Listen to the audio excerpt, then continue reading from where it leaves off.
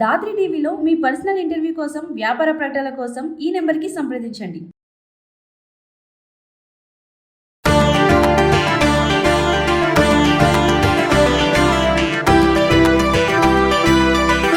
Welcome to Dhatri TV. ఈరోజు మనతో ఉన్నారు సాంప్రదాయ వైద్యులు ఆనందయ్య గారు.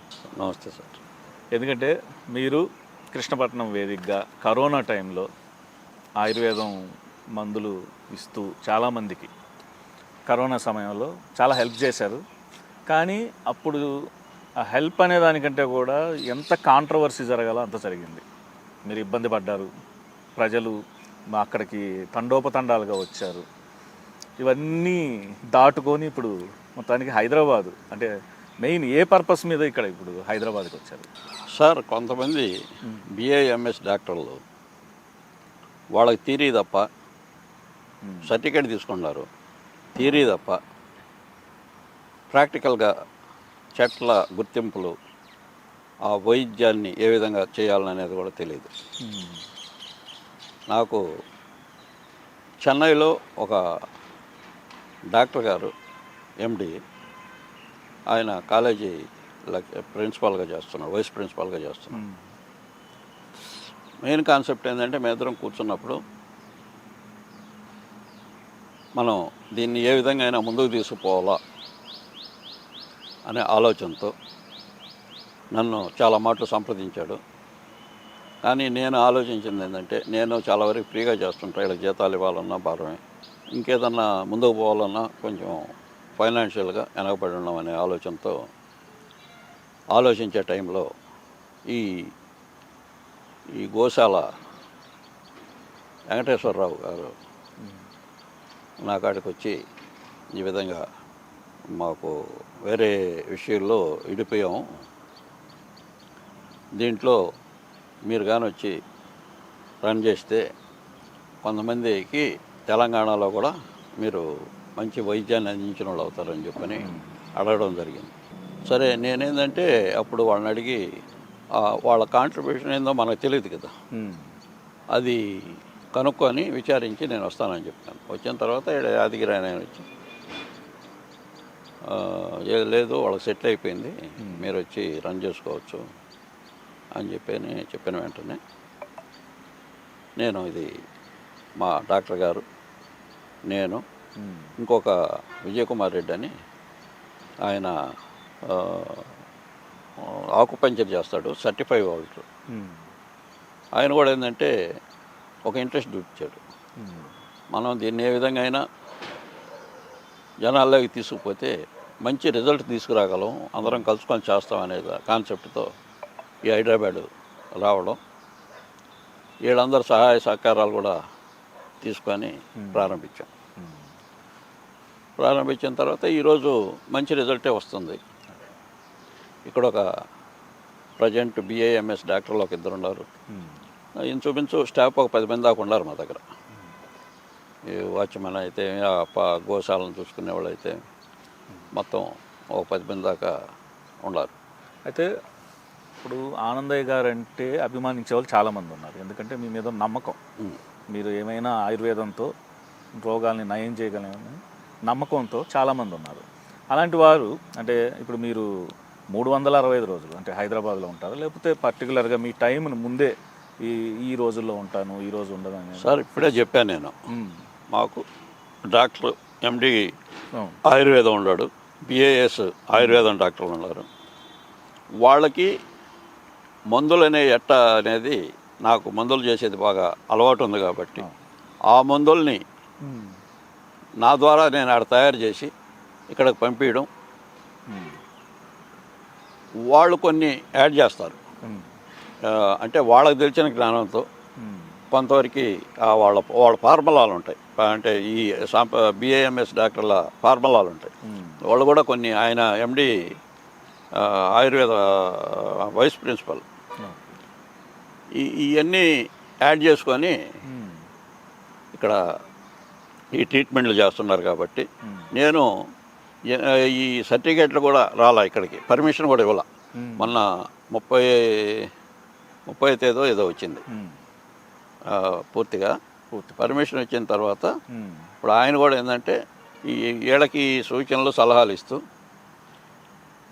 చేస్తున్నారు కాబట్టి నేను 15 రోజులకు ఒకసారి ఇక్కడ రావాలనే నిర్ణయం ఫస్ట్లోనే చెప్పాను. నేనైతే వచ్చేదానికి వీలు కాదు. ఇది 10 మందికి సేవ చేయాలి కాబట్టి డాక్టర్ గారు కూడా ఆయనకి అంతో ఇంతో ఇప్పుడు ఆడ ఒక 50,000 60,000 జీతాలు ఇస్తున్నారు. ఆ జీతాలను పట్టు రాకపోతే వాళ్ళు జరగవు. అట్నే ఈ డాక్టర్లకి ఎంతో కొంత ఇవ్వాలి.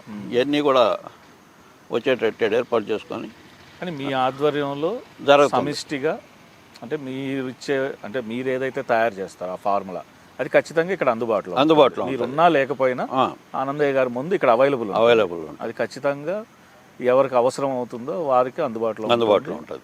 ఒకవేళ అందుబాటులో లేకపోతే నేను అక్కడి నుంచి వాళ్ళకి డైరెక్ట్గా కొరియర్ కూడా పంపిస్తున్నారు. అయితే ఒక సాంప్రదాయ వైద్యులుగా మీరు ఇప్పుడు ఎన్నో రోగాలను చూస్తున్నారు. ఈ రీసెంట్ టైంలో దేనికి సంబంధించి ఎక్కువ ఇబ్బంది పడుతున్నారు మీ దగ్గర? సార్ ఇప్పుడు ఈరోజు ఒక దశ అమృత నిర్గుండి అని అవును ఒక కార్యక్రమం ఉచితంగా కార్యక్రమాన్ని స్టార్ట్ చేసాం. ఇక్కడ ఏంది హైదరాబాద్లో భయంకరమైన ఈ చలి మాకు ఆంధ్రాలో మా నెల్లూరు జిల్లాలో ఈ చలి ఉండదు. సముద్రం ఉంటుంది, సముద్రం ఒకటి కాబట్టి ఈ చలి ఉండదు. మాకు మ్యాక్సిమం -20 డిగ్రీస్కి వస్తుంది. మినిమం 17కి వచ్చేటప్పటికి మేము చలి అంటాం. ఇక్కడ 11-12 కూడా ఉంది. ఈ టైంలో జలుబులు జ్వరాలు దగ్గులు గందరగోళంగా ఉంది కాబట్టి మాకు తెలిసిన సహాయం చేయాలనే ఉద్దేశంతో ప్రజల్లోకి ఇది రాకుండా నిరోధించాలనే ఆలోచనతో ఉచితంగా మొదలుపెట్టా. ఈరోజే జరిగింది అది. ఈరోజు బయట నుంచి కూడా చాలామంది వచ్చారు. కొంతమందికి ఉచితంగా ఇవ్వడం. అంటే ఈ కషాయం ఎవరైనా తాగొచ్చు. ఏ వయసు వారికి సంబంధం లేదు. పుట్టిన బిడ్డతో కూడా తాగొచ్చు. ఆ రోజే పుట్టిన బిడ్డ కూడా తాగొచ్చు. ఇప్పుడు ఎలా అయిపోయిందంటే ఒక మనిషికి కొంతమంది షుగర్ ఉండేటోళ్ళు, బీపీ ఉండేటోళ్ళు, మేము ఇది తాగొచ్చా, సో దీనికి ఏం లేదు, ఒక నీళ్లు తాగినట్టే అంతే. నీళ్లు తాగినట్టే ఆ రోజే వాళ్ళకి మంచి రిజల్ట్ వస్తుంది. ఆ రోజు నుంచే స్టార్ట్ అవుద్ది. 3 days వీక్లీ 3 days ఇస్తాం. ఈ 3 days తర్వాత వాళ్ళ ఇమ్యూనిటీ వాళ్ళే పక్కన వాళ్ళు చెప్పుకుంటారు. అదే అడ్వర్టైజ్మెంట్ అవుద్ది. దాంతో సంపూర్ణమైన అంటే ఇప్పుడు ఈ కోవిడ్ టైం నుంచి ఊరికనే జ్వరాలు రావడం, జలుబులు గారడం, మైగ్రేన్ ఏదో ఒకటి సంభవిస్తుంది. ఆడపిల్లల్లో ఈరోజు పెళ్లి కాని వాళ్ళకి కూడా పీసీఓడి రావడం ఈ ఫుడ్ తేడాలతో మొన్న చేసిన ఈ కరోనా వ్యాక్సిన్స్ ద్వారా అయితే ఏ విధంగా అయితే చాలా రకాలైన వ్యాధులు ప్రతి ఒక్కరిలో కూడా వస్తున్నాయి. ఇవన్నీ కూడా దృష్టిలో పెట్టుకొని ఏదో మనకు తెలిసిన వైద్యంతో ఇది అందిస్తాం, కొంతవరకు నివారణ జరగద్ది అని ఆలోచన. సహజంగా పీసీఓడి అన్నప్పుడు ఎక్కువ అలోపతికి వెళ్ళిపోతారు, ఇంగ్లీష్ మెడిసిన్కి. ఇప్పుడు అలోపతికి వెళితే పీసీఓడి ఉంది, వాళ్ళ బ్లీడింగ్ అవుతుంది, గర్భసంచి తీసేదే తప్ప వేరే ఆల్టర్నేటివ్ లేదని చెప్పని గర్భసంచి తీసేస్తున్నారు. చిన్న వయసులో 30 ఏళ్ళ వాళ్ళకి 35 ఏళ్ళ వాళ్ళకి కూడా గర్భసంచి తీసేయడం. అక్కడి నుంచి వాళ్ళకి ఉండాల్సిన రోగాలన్నీ రావడం కూడా మా కళ్ళ ముందర మేము చూస్తున్నాం. ఈ సాంప్రదాయ వైద్యంలో ఆ పీసీఓడి కరిగిపోయి వాళ్ళకి బ్లీడింగ్ నార్మల్గా అయ్యేటట్టు వితిన్ 5 daysలో వాళ్ళు యాక్టివిటీ అయ్యేటట్టుగా మా సాంప్రదాయ వైద్యంలో మందులు ఉన్నాయి కాబట్టి దాన్ని మేము ఇవ్వడం జరుగుతుంది. దానికి కొంత ఖర్చు అవుద్ది. ఉచితంగా అంటూ అన్నీ ఇవ్వలేము కాబట్టి ఏదో దానికి మినిమం ఒక 4,000 5,000 6,000 అవ్వచ్చు.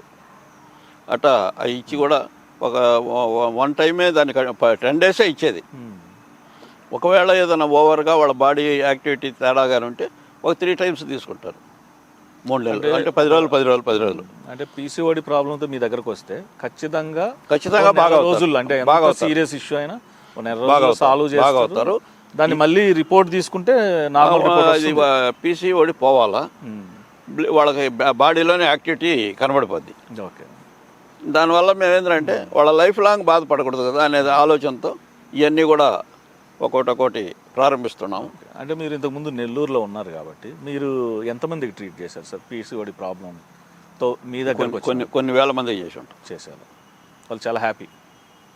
ఎందుకంటే సహజంగా వింటున్నాం మీరు అన్నట్టే పీసీఓడి వస్తే అది పెద్ద ప్రాబ్లం ఇప్పుడు ఈ రోజుల్లో. దానికని చెప్పి ఒక అవకాశంగా మన సాంప్రదాయ వైద్యాన్ని ఖచ్చితంగా వాడి దాన్ని పోగొట్టుకోవచ్చు, ఈజీగా పోగొట్టుకోవచ్చు. అయితే సహజంగా అంటే ఇప్పుడున్న పరిస్థితుల్లో ఎందుకని ఈ ప్రాబ్లం వస్తుంది సార్? పీసీఓడి మీరు అన్నట్టు 30 ఏళ్ళకే గర్భసంచి తీసేయాలనే ప్రాబ్లం మీరు గమనించింది ఏంటి? ఆహారపు అలవాట్లే ఇటు కారణం అవుతాయి. ఉమ్, పాత రోజుల్లో వాళ్ళు బావిలో నీళ్లు చేసేవాళ్ళు, వంగి పని చేసుకొని చిమ్ముకునేవాళ్ళు. వంటింటి పని ఎంత ఎంత ఉన్నోళ్ళైనా చేసుకునేవాళ్ళు. ఈరోజు పరిస్థితి అది కాదు. నిద్రలేసి ఉద్యోగం చేసుకునేవాళ్ళు ఉన్నారు. వాకింగ్లకి ఇంట్లో పని మనిషిది పని చేస్తే పని మనిషిని పెట్టుకొని వీళ్ళు పోయి వాకింగ్ చేస్తున్నారు. అంటే వీళ్ళకి ఉండాల్సిన ఎక్సర్సైజ్ లేదు కాబట్టి ఇవన్నీ కూడా ఒక గడ్డల ఇప్పుడు కొంతమందికి శరీరంలో గడ్డలు తయారవుతాయి. అట్లా వాళ్ళకి ఓరాసిస్లో గడ్డలు రెడీ అవుతాయి. అవి ఒక్కోసారి పగిలినప్పుడు బ్లీడింగ్ కావడం, ఇబ్బంది పెట్టడం ఇవి జరుగుతుంటాయి. సో ఇవి కాకుండా అంటే మీరు చెప్తున్నారు పీసీఓడి ఇవి అన్నారు కాబట్టి ఇంకా లేడీస్కి సంబంధించిన ఎటువంటి గైనిక్ ప్రాబ్లమ్స్ని మీరు క్యూర్ చేయగలరు?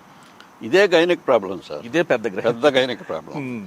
ఇంకా వైట్ డిశ్చార్జ్ అంటారు, అది చాలా కొంచెం క్రిటికలే, కానీ అయినా కూడా మన దాంట్లో క్యూర్ అవుతుంది. ఒకప్పుడు ఇర్రెగ్యులర్ సైకిల్ కూడా అయ్యే ఇర్రెగ్యులర్ సైకిల్ కూడా పెద్ద ప్రాబ్లం కాకుండా పోయేది, తర్వాత అది సెట్ అయిపోయేది అనేవాళ్ళు. కానీ ఇప్పుడు ప్రతిదీ ప్రాబ్లం అవుతుంది. సో ఇలాంటివి కూడా మీరు అంటే ఇప్పుడు సంతానాలు లేని వాళ్ళు వస్తారు, వాళ్ళకేంది ఇప్పుడు మీరు చెప్పినట్టు పీసీఓడి ఉన్నా సంతానం కలిగేది కష్టం. వాళ్ళకి రెగ్యులర్గా మెన్సెస్ రాకపోయినా అది కూడా ఒక ప్రాబ్లం, సంతానం కలగదు. ఆ పీరియడ్ టైంలో పెయిన్ వచ్చినా కూడా సంతానం కలగదు. ముందేంటంటే మనకి పాత సిస్టంలో భగవంతుడు చెప్పింది ఏంటంటే స్త్రీ క్షేత్రం అంటే భూమి, ఆ భూమి శుద్ధంగా ఉంటే కానీ ఏ విత్తనం వేస్తే అది మొలస్తుంది అనేది లెక్క. దానివల్ల మేము పిల్లలు లేని వాళ్ళకి కూడా మా కాడికి వచ్చిన తర్వాత ఏంటంటే ముందు ఆమె పరిస్థితి ఏంది అవన్నీ నీట్గా ఉన్న తర్వాత మనం ఏదన్నా పొరపాటు అయితే అబ్బాయికి ఇస్తాం, లేకపోతే ఆమెకే ఇచ్చి సరి చేసేస్తాం. ఈ విధంగా కూడా చాలామందికి సంతానం కలిగింది. అయితే ఈ మధ్యకాలంలో అంటే కరోనా తర్వాత మీ మీద ఏవైతే ఆరోపణలు చేశారో ఇవన్నిటిని మీరు న్యాయపరంగా ఎదుర్కొన్నారు. ఆ తర్వాత మళ్ళీ ఏమన్నా ఎటువంటి సమస్యలు ఏమన్నా సృష్టించారా? సార్ ఇది ఎవరు కూడా ఒక ఉన్నతమైన స్థాయికి పోవాలంటే దైవ సంకల్పం కావాలా, గురువు అనుగ్రహం కావాలా, తల్లిదండ్రుల ఆశీస్సులు కావాలా. ఈ మెయిన్. ఇప్పుడు నేనే గొప్ప అనే భావన వదిలేస్తే ఇది ఏది కూడా బ్రహ్మకే అలిగాలేదంట. మనం ఎంతటోళ్ళమే, కాకపోతే కొంత జ్ఞానాన్ని ఇచ్చాడు కాబట్టి మానవాళికి ఉండాల్సిన వ్యాధుల్ని చాలా వరకు నయం చేసే శక్తిని ప్రసాదిస్తున్నాడు. అయితే చివరిగా మిమ్మల్ని ఒక ప్రశ్న అడుగుతాను అన్నయ్య గారు. అంటే మీరు ఇలా వైద్యం చేస్తున్నప్పుడు మిమ్మల్ని ఇబ్బంది పెట్టినప్పుడు అంటే న్యాయపరంగా అలాగే పొలిటికల్గా మీ మీద ప్రెజర్ చేసినప్పుడు మీరు ఏ విధంగా బాధపడ్డారు? ఎందుకంటే ఇది అరే నేను చేస్తున్న సహాయం సార్ నేను అసలు బాధపడలేదండి. నేను బాధపడలా. ఇది దైవానుగ్రహంతో నాకు సంకల్పించింది. నా గురువులు నన్ను ఆశీర్వదించారు, మా తల్లిదండ్రులు ఆశీర్వదించారు, మా గురువులు ఆశీర్వదించారు. దీన్ని నేను ముందుకెళ్తా, ఎవరేమైనా చేసుకొని నాకు అవసరం లేదు. ఈ శరీరం కూడా నాకు శాశ్వతం కాదు, కానీ వంశపారంపర్యంగా అలాగే సాంప్రదాయం నాకు తెలుసు కాబట్టి ఉన్నకాడికి చేస్తా. నేను అదే చెప్పా పబ్లిక్ కూడా. ఆపేశారు, జనాలు చచ్చిపోతున్నారు. కానీ నేను ఈరోజు రేత్రి పొగలు ఆహారం నిద్ర లేకుండా చేస్తున్నా. దీన్ని ముందుకు తీసుకుపోయి సంపూర్ణమైన ఆరోగ్యాన్ని ఇవ్వాలనే దాంతో సంకల్పంతో భగవంతుడు నన్ను నిర్ణయించున్నాడు కాబట్టి మా గురువుల ఆశీస్సులతో నేను ముందుకు పోతా. నువ్వు చంపేసినా నాకు ఇబ్బంది ఏం లే. సరే, అంటే ఒక ఆయుర్వేదంతో సాంప్రదాయ వైద్యంతో మీరు ఏదైతే సేవ చేయదలుచుకున్నారో, ఎందుకంటే ఎన్నో మొండి రోగాలు ఉన్నాయి, ఎన్నో సమస్యలు ఆయుర్వేదంతో తీరుతాయనేది మనకు అంటే ఎంతో చరిత్ర ఉంది మనకు. ఎందుకంటే మన సాంప్రదాయ వైద్యంతో ఎన్నో రోగాలు నయం చేశామని చెప్పి రాసి పెట్టున్నారు. అంటే ప్రపంచం కూడా గుర్తించింది ఇంత అద్భుత శక్తి దాగి ఉంది ఆయుర్వేదంలో అని. కానీ మనమే ఒక అడుగు వెనకేస్తున్నాం. ప్రపంచం గుర్తిస్తుంది దీన్ని. మనకు ఈ ప్రకృతి ప్రసాదించిన ఈ వరం అనేది మనం వాడుకుంటే మాత్రం అద్భుతాలు చేయొచ్చు. మీరు అందరికీ అంటే ఆయుర్వేదాన్ని అందరికీ అందుబాటులోకి తీసుకురావాలి. ఏవైతే మొండి రోగాలు ఈరోజు నయం కావట్లేదు అనేటివి, మీరు అన్నట్టు గర్భసంచి తీసే వరకు ఇలాంటివి కాకుండా మీ దగ్గరకు వచ్చారంటే మాత్రం మీ దగ్గర ఒక పరిష్కారం దొరుకుతుందని ఖచ్చితంగా ఆశించవచ్చు. ఇందాకే చెప్పాను నేను, ఈ దైవ సంకల్పం. నా పని నేను చేసుకుంటూ పోతాను. భగవంతుడు అనుగ్రహంతో ఇది నాకు ఇంచుమించుగా 99% దేనికి ఫెయిల్ కాకుండా జరుగుతుంది. ఏదో ఒకటి అరా వాళ్ళు ఉండే పరిస్థితిని పెట్టచ్చు, ఎణిచిపోతారు. పోయిన తర్వాత వాళ్ళు ఉండే నడవడికో లేకపోతే ఇంట్లో ప్రాబ్లమ్స్ లేదు వాళ్ళకి సరైన ఫుడ్ లేకనో లేకపోతే మన మందులు ఎందుకు ఎక్సైజ్ కూడా తినకుండా ఉండే అట్టటి కేసులు ఏంటంటే ఒకటి పోవాల్సిందే. కానీ భగవంతుడి సంకల్పంతో నాకు అందించిన ఈ వరాన్ని మంచిగానే రిజల్ట్ వస్తుంది. Thank you Anand. మంచిది.